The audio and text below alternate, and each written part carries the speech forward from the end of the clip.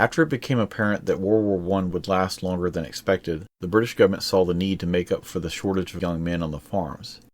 There was also a need to increase food production, so in 1917, the Women's Land Army, also called the WLA, was established as a civilian agency, and some 23,000 women participated in this program before the end of the war. In April 1939, as war loomed on the horizon in Europe, peacetime conscription was introduced for the first time in British history, which, once again, led to shortages of workers on the farms. To grow more food, more help was needed on the farms. So, the government remembered the past success of the WLA in the previous war and restarted the program in July 1939, under the Ministry of Agriculture and Fisheries. At first, it asked for volunteers. This was supplemented by conscription, so that by 1944 it had over 80,000 members. The recruits were called land girls, also known as land lassies, the majority of which had already lived in the countryside, but more than a third came from London and the industrial cities of northern England.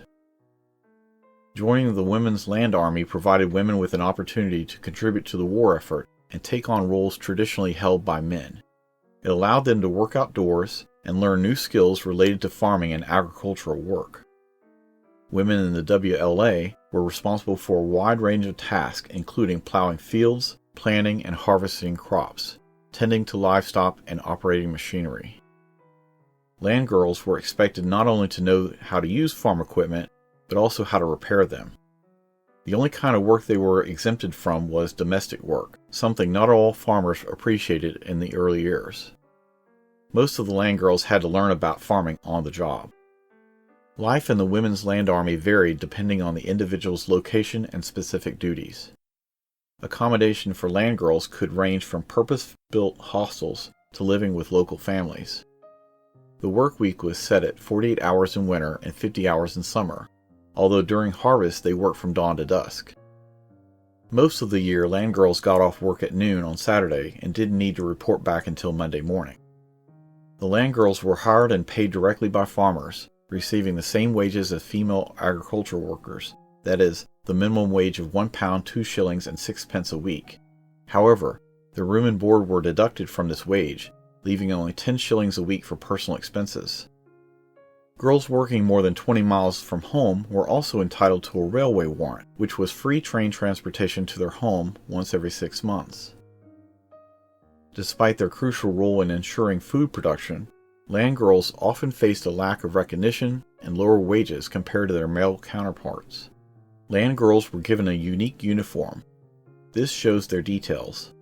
Many of the land girls resented certain parts of the uniform, such as the itchy shirts and the tie, which was totally unnecessary for the work that they did. It wasn't until 1943 that the pay scales for women in the Land Army were equalized to those of men. Conditions in the Women's Land Army could be physically demanding and challenging, particularly for those who weren't accustomed to farming. The hours were long, often starting early in the morning and lasting throughout the day. The work itself required strength, endurance, and adaptability to changing weather conditions. The major appeal of the WLA was the opportunity to work in the sunshine, fresh air, and to be far away from the bombing in the South. A secondary appeal was the extras like fresh eggs, milk, vegetables, and fruits that the girls were able to both enjoy and share with their families. Later, a separate branch was set up in 1942 for forestry work, officially known as the Women's Timber Corps. Its members were also known as lumberjills. The women who joined this corps were engaged in forest management, including felling trees and transporting lumber. They lived in communal huts, usually 20 to a hut, and engaged in particularly heavy labor. Altogether, roughly 90,000 women served in the WLA during the Second World War. Their contribution is best measured by the fact that the organization was not disbanded until 1950.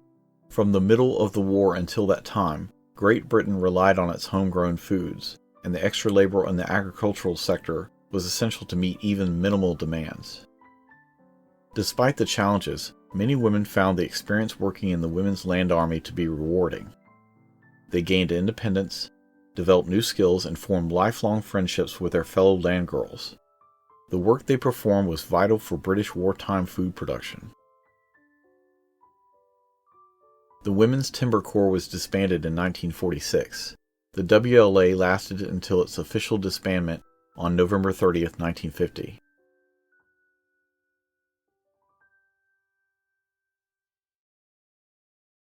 If you liked the video you just watched, then you may like these two other videos from EmersusTech.